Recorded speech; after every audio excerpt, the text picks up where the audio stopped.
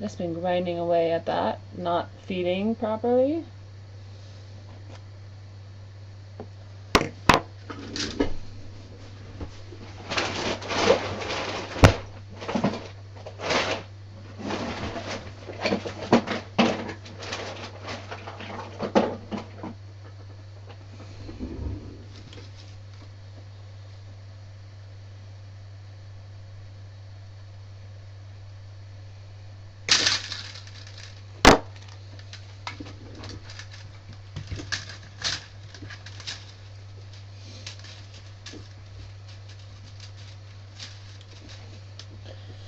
So I just cut that off at an angle, everything that was old, even the marker I made.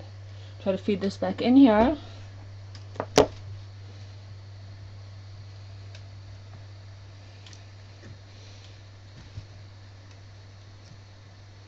Try to manually feed. So this is already at temperature, and it's actually pushing through now.